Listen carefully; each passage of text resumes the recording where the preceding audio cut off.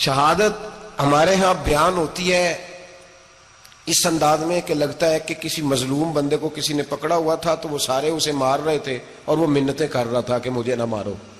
اتنی ہائے ہائے کی جاتی ہے کہ محسوس ہوتا ہے کہ امام علی مقام بڑے پریشان تھے کہ کسی طریقے سے، اور ان کا خاندان بڑا تکلیف میں تھا کہ جلدی کہیں کربلا سے نکل جائیں.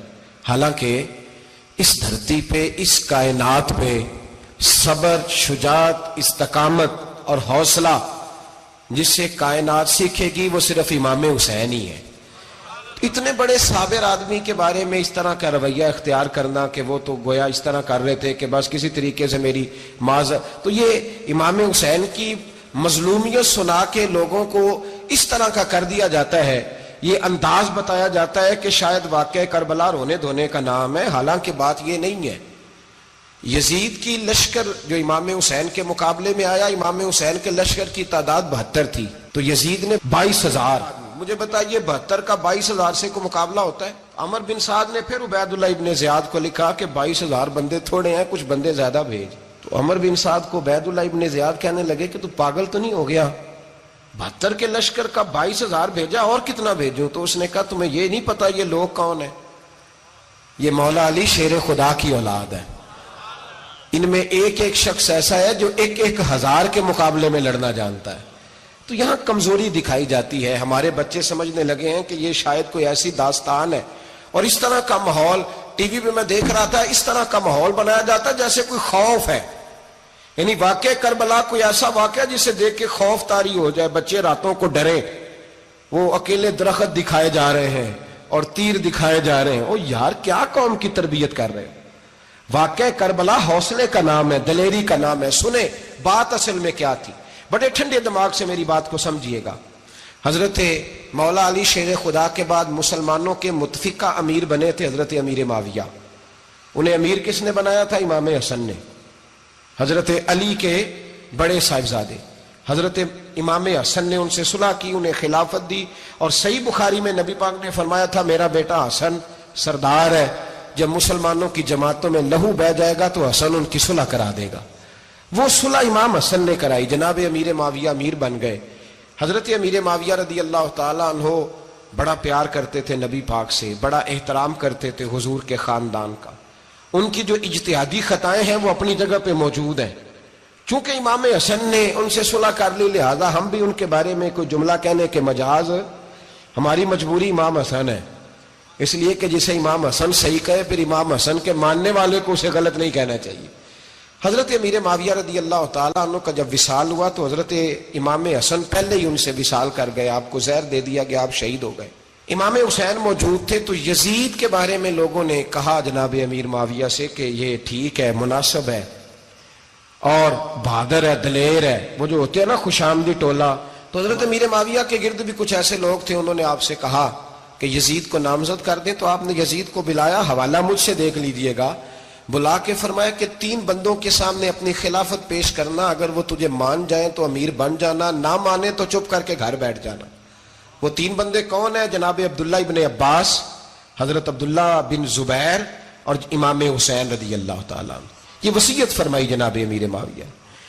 حضرت امام حسین کی وہ شخصیت تھی کہ مشکات میں حدیث ہے، نبی پاک صلی اللہ تعالیٰ علیہ وسلم کی چچی جناب ام فضل صبح صبح گھبرائی حضور کی بارگاہ میں آئیں. عرض کی یا رسول اللہ صلی اللہ علیہ وسلم، آج میں نے عجیب خواب دیکھا ہے، میں ڈر گئی ہوں. حضور نے فرمایا چچی کیا دیکھا؟ عرض کی حضور میں نے دیکھا ہے کہ آپ کے وجود کا گوشت کا ایک ٹکڑا کٹ کے میری جھولی میں آ گیا ہے. حضور یہ کیا ہے؟ تو محبوب خواب سن کے مسکرائے، فرمایا چچی یہ پریشانی والا خواب نہیں، یہ تو خوشی والا خواب ہے. اللہ فاطمہ کو بیٹا عطا کرے گا اور وہ تیری گود میں کھیلا کرے گا. چونکہ وہ میرے وجود کا ٹکڑا ہوگا لہذا خواب تجھے یہ آئی ہے. تو امام حسین پیدا ہوئے، امام حسن کی عمر ابھی 11 مہینے تھی. تو نبی پاک نے امام حسین کو جناب ام فضل اپنی چچی کی گود میں دے دیا کہ فاطمہ کے لیے دونوں بچے سنبھالنا مشکل ہوگا. وہ خواب اس طرح پوری ہوئی. امام حسین سے حضور نے بڑا پیار کیا، بڑی محبت فرمائی نبی پاک سے. کچھ حدیثیں میں نے جمعے میں عرض کی تھیں. حضرت ابو ہریرہ رضی اللہ تعالیٰ عنہ کہتے ہیں یہ واحد بچہ تھا حضور کے گھرانے کا کہ میں نے دیکھا کہ نبی پاک صلی اللہ علیہ وسلم بیٹھے تھے تو یہ حضور سے کہہ رہے ہیں، نبی پاک سے، کہ نانا جی اٹھ کے کھڑے ہو. کہتے ہیں حضور کھڑے ہو گئے تو کہنے لگے میں نے آپ کے برابر جانا ہے. بچے جو مرضی ضد کر لیتے ہیں نا. قد چھوٹا تھا, عمر 7.5 سال تھی. کہنے لگے نانا میں نے برابر جانا ہے. تو نبی پاک صلی اللہ علیہ وسلم نے ہاتھ پکڑ لیے, فرمایا چل پھر ہو جا برابر. تو حضرت ابو ہریرہ کہتے ہیں انہوں نے, حضور نے ہاتھ پکڑے, اوپر کھینچا تو امام حسین نے پہلے اپنے پیر حضور کے گھٹنوں پہ رکھے, پھر نبی پاک کے سینے پہ رکھے, اور جب ان کا قد سر تھوڑا سا حضور سے اونچا ہو گیا تو محبوب فرمانے لگے چل بس کر, تو نے تو کہا تھا آپ کے برابر ہونا ہے, تو اوپر نکل گیا ہے, چل بس کر. فرماتے پھر امام حسین نے زبان باہر نکالی تو محبوب ان کی زبان چوسنے لگے, پھر ساتھ لٹا لیا اور انہیں سونگھنے لگے. تو میں نے عرض کی حضور آپ حسین کو سونگھتے کیوں ہیں؟ تو فرمایا ابو ہریرہ مجھے حسین کے وجود سے جنت کی خوشبو آتی ہے, مجھے حسین کے وجود سے جنت کی. ایک دن حضور گزر رہے تھے, اصل اس طرح تھا کہ یہ نبی پاک کا حجرہ تھا.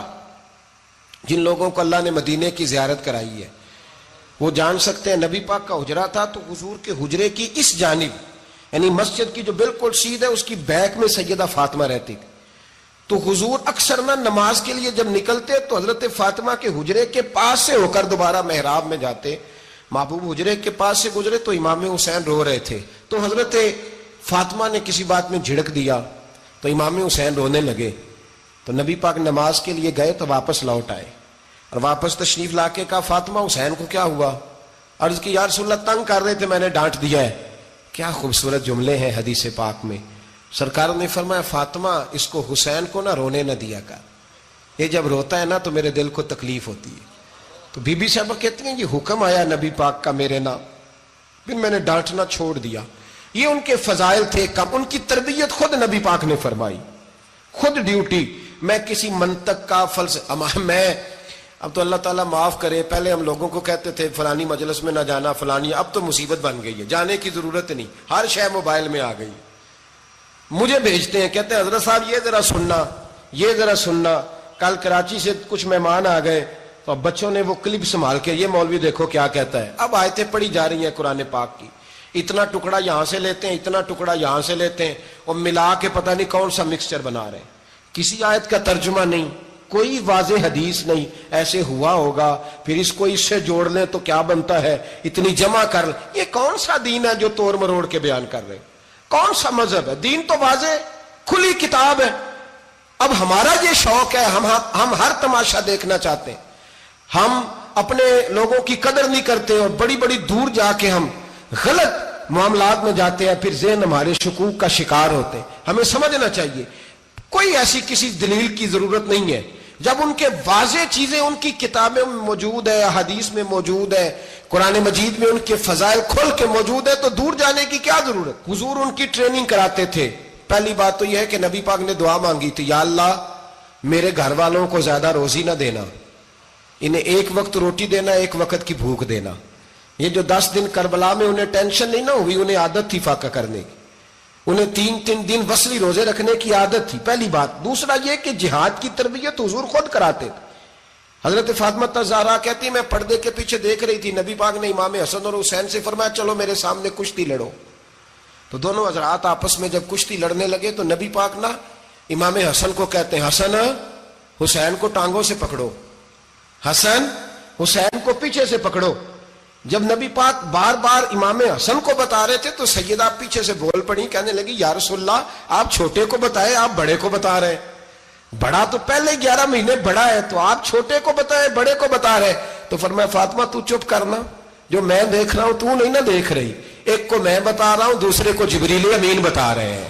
تو یہ حضور نے اپنے سامنے ان کی تربیت کی, ٹریننگ. ہوا یہ کہ یزید جب امیر بنا نا, 2-3 چیزیں ہوتی ہیں جب کسی بندے کو قابو کرنا ہوتا ہے, 2-3-4-5 چیزیں ایسی ہوتی ہیں جس سے بندہ قابو آتا ہے. تو اس نے بھی فوری طور پہ, یزید نے دیکھا میرے لیے مسئلہ کیا بن سکتا ہے. ولید بن عتبہ اس وقت مدینے کا گورنر تھا. یزید نے اس کو خط لکھا کہ امیر عرب کا رواج آج بھی ہے کہ جب تک نئے خلیفہ کی بیعت نہیں ہو جاتی پرانے کے انتقال کی خبر ہی نہیں دیتے, اس کو رکھے رکھتے ہیں. یہ ان کا طریقہ ہے. وہ کہتے ہیں کہ ولی عہد اچھی طرح قبضہ کر لے پھر بتائیں گے. حضرت امیر معاویہ کا وصال ہو گیا, بتایا نہیں. یزید نے اب کیا کیا, کیونکہ بڑا چلاک آدمی تھا, بڑا شاطر تھا, بڑا تیز تھا, اس نے ولید کو خط لکھا کہنے لگا کہ فوری طور پہ عبداللہ ابن عباس کو بلاؤ اور اسے کہو میری بیعت کریں. یہ جو بیعت ہوتی تھی نا، یہ بھی سن لے کیا ہوتی تھی. یہ بیعت حلف ہوتا تھا کہ میں اللہ رسول کے نام پہ حلف دیتا ہوں کہ میں یزید کی اطاعت کروں گا، میں اس کے خلاف کوئی بغاوت نہیں کروں گا. کوئی یہ بیعت لوگ سمجھتے ہیں کہ بس ہاتھ پکڑنے کا نام بیعت تھا.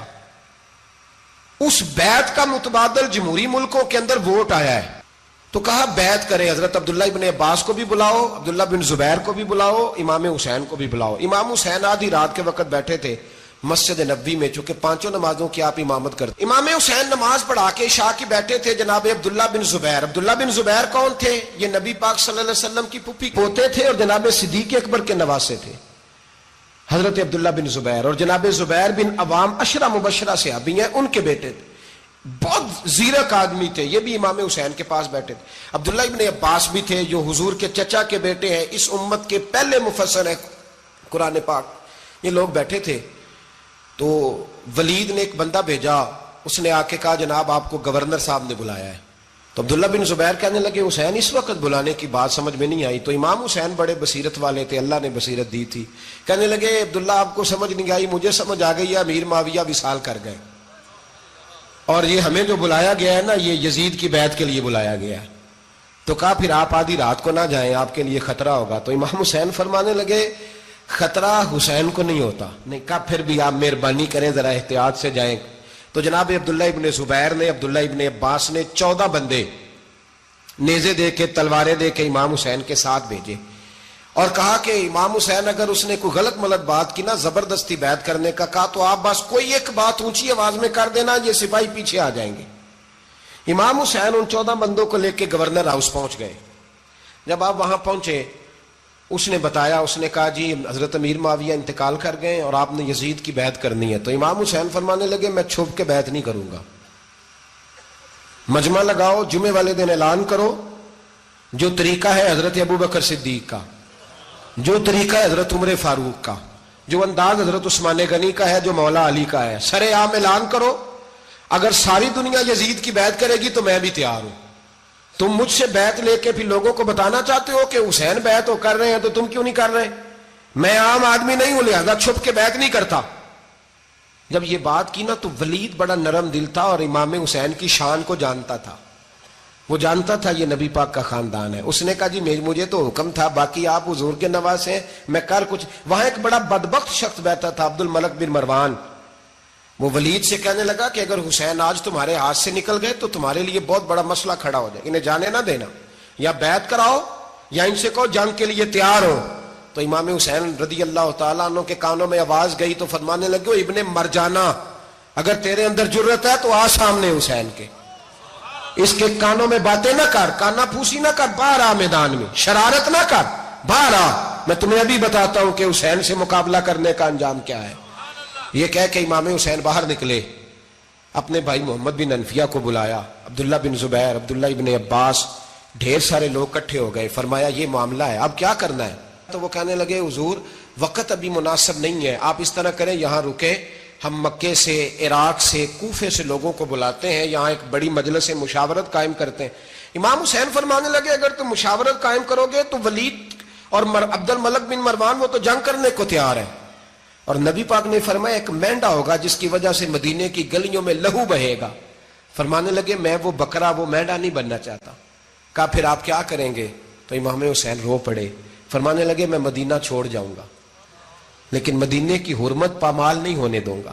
امام علی مقام آدھی رات کے وقت نکلے. سیدہ فاطمہ کا دروازہ ایک اس دن تھا جس دن حضرت مولا علی کوفے چلے گئے اور دوبارہ آج تالا لگا جب امام حسین نکلے. آپ جنت البقیع کے پیچھے کھڑے ہو کے حضور کا روضہ دیکھنے لگے. اس وقت گنبد تو نہیں ہوتا تھا، روضہ دیکھنے لگے. نانا تیرے کرم کے خزینے کی خیر ہو، میں جا رہا ہوں تیرے مدینے کی خیر ہو. سارا خاندان لے گئے، مکے تشریف لے گئے. حج کے ایام قریب آنے والے تھے. امام حسین نے وہاں لوگوں سے باتیں کی. جب امام حسین وہاں پہنچے تو کوفے سے خط آنے لگے. کوفہ حضرت علی کا دارالخلافہ تھا، وہاں آپ کے محبین، پیار کرنے والے ڈھیروں تھے. انہیں خط لکھے کہ حضور آپ چپ کر کے بیٹھے ہوئے ہیں اور ہمارے اوپر یزید مسلط ہو گیا ہے. آپ اگر میدان میں نہیں نکلیں گے، آپ نہیں آئیں گے تو ہم اللہ کی بارگاہ میں شکوہ کریں گے کہ کوئی ہماری کمان کرنے کو تیار ہی نہیں ہوا. اور وہ خط 1 2 3 نہیں آئے, وہ خط اتنے تھے کہ 3 بوریوں میں بھرے تھے امام حسین نے, 3 بوریوں میں. اب مجبوری ہو جاتی ہے, حق کے لیے کئی دفعہ بات کرنا مجبوری ہوتی ہے, اگر نہیں کرے گا تو پھر اس کو بھی قبر میں جواب دینا پڑے گا. امام علی مقام رضی اللہ تعالی عنہ نے مکے میں اب لوگوں کو جمع کیا مشورے کے لیے. ہر بندے نے کہا حضور وہ بلا تو رہے ہیں پر اپنے وعدوں کے پکے. کہا حضور وہ پکے نہیں, آپ نہ جائیں. ہر بندے نے کہا حالات ٹھیک نہیں, حالات گراؤنڈ ریالٹی صحیح نہیں. یہی مشورہ آج بھی ہر بندہ دیتا ہے, ابھی حالات نہیں. اتنے خراب حالات کبھی نہیں ہوئے تھے جتنے امام حسین کے دور میں تھے. لیکن فرمایا میں دین کے خلاف غلط حکمران کو مسلط ہونے کی اجازت, بول کے بتائیے, بول کے, غلط حکمران کو مسلط ہونے کی اجازت, مزاحمت کروں گا, مخالفت کروں گا. امام کہنے لگے کوئی بات نہیں, وہ میرے ساتھ چلے نہ چلے لیکن میں کوفے جاؤں گا. وہ لوگ میرے ساتھ کھڑا ہونے کو تیار ہیں تو وہ جھوٹ ہے یا سچ ہے پر میں چلوں گا. جب امام علی مقام نے اصرار فرمایا تو جو آپ کے قریبی صحابہ کرام کی اولادیں تھی ساری, یہ بھی اب بیماری ہے. کچھ لوگ کہتے ہیں جی صحابہ نہیں ساتھ چلے, تو میں کہتا ہوں اہل بیت نبوت کے تو کل افراد 21 تھے, تو 72 میں باقی اولادیں کس کی تھی؟ وہ ساری صحابہ کی اولادیں تھیں. وہ سارے, پتہ نہیں کیوں اس طرح کا فلسفہ بیان کیا جاتا ہے جس میں حالات خراب ہو. حضرت سیدنا امام علی مقام کو جب بہت زیادہ کہا گیا نا, تو امام حسین رضی اللہ تعالیٰ عنہ نے فرمایا چلو میں ایک کام کرتا ہوں, مسلم بن عقیل کو بھیجتا ہوں. حضرت علی کے بھتیجے ہیں, امام حسین رضی اللہ تعالیٰ عنہ کے چچا کے بیٹے ہیں, حضرت عقیل کے صاحبزادے مسلم بن عقیل. بڑے سمجھدار آدمی تھے, معاملہ فہم تھے, بڑے جری تھے. اتنا زبردست مشورہ کم لوگ دیتے ہیں جتنا حضرت مسلم بن عقیل دیتے تھے. ان کو بھیجا گیا کوفے. اب اس میں بڑی تفصیل ہے, وہ اپنے 2 بچے بھی لے گئے. جب وہ کوفے پہنچے نا, تو کوفے پر جناب نعمان بن بشیر کی حکومت تھی. آپ گورنر تھے اور اہل بیت سے بڑی عقیدت رکھنے والے, نرم رویہ. عبید اللہ ابن زیاد کوفے کا گورنر نہیں تھا, یہ کسی اور علاقے کا تھا. جب آپ وہاں پہنچے تو نعمان بن بشیر نے دیکھا کہ حضرت مسلم بن عقیل آئے ہیں, تو لوگ دوڑے ان کی بیعت کرنے, بھاگے. اتنے لوگ جمع ہوئے کہ ایک دن میں 17,000 آدمی نے بیعت کر لی. کتنے بندے جی؟ 17,000 آدمی ایک دن آیا. اب وہ جو امام مسلم بن عقیل کے وہاں نعرے لگانے والے تھے کہنے لگے حضور یہ پہلے دن کی کارکردگی ہے, 2-4 دن میں دیکھیے کیا ہوتا ہے. 2-4 دن میں کیا ہوا, 40,000 آدمی نے بیعت کر لی. اب وہ 40,000 بندہ تیار ہو گیا. ادھر سے جو یزید کے وفادار تھے انہوں نے خط لکھا یزید کو کہ تو نے بڑا نرم آدمی گورنر بنایا ہے اور 40,000 بندہ چلا گیا حسین کی طرف. اگر ایک دن مسلم بن عقیل اور رہے تو جو تمہارا گورنر بیٹھے ہیں نا جناب نعمان بن بشیر, ان کو گورنر ہاؤس سے نکال کے مسلم بن عقیل قبضہ کر لیں گے. تو چپ کر کے بیٹھا ہے. یزید بڑا تیز تھا, اس نے ایک آدمی گھوڑے پہ دوڑایا.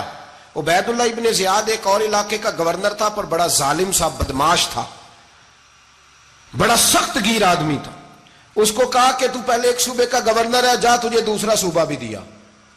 اس طرح کار فوری طور پہ کوفے پہنچ اور جا کے مسلم بن عقیل کو گرفتار کر, جو آدمی ان کا ساتھ پھر بھی دے اسے قتل کر دے. اس نے کیا کیا, وہ آدھی رات کو آیا, منہ چھپایا, جبہ پہنا, لوگ سمجھے امام حسین آ گئے. بہت سارے لوگوں نے اس کے نعرے بھی لگائے. وہ چپکے سے داخل ہوا اندر, اور چپکے سے داخل ہو کے اس نے سب سے پہلا کام یہ کیا کہ نعمان بن بشیر رضی اللہ عنہ کو معزول کیا, کوفے کے گورنر اس پہ قبضہ کیا. پھر اس نے اسی وقت سوئے ہوئے سرکردہ لوگ, جس طرح ایک گاؤں کا چودھری دوسرے کا محلے میں قبیلوں کے جو لوگ تھے چودھریوں کو بلایا, کچھ کو سزائیں دیں, کچھ کو سخت کہا, کچھ کو ان کے عیب گنوائے کہ وہ تمہارا فلانا مسئلہ پھر خراب کر دوں گا, بلیک میل کیا. صبح ہونے تک حالات اگر تم نے میرے قابو میں نہ کیے تو یاد رکھنا بڑا مشکل ہوتا ہے حق پہ کھڑا ہونا. بڑی چیزیں لوگوں کو یاد آتی ہیں, اللہ جانتا ہے. پہلے کچھ ہوتا ہے, بعد میں معاملہ کچھ ہوتا ہے. حضرت مسلم بن عقیل کے ساتھ جس دن عبید اللہ ابن زیاد آیا 40,000 کا لشکر تھا.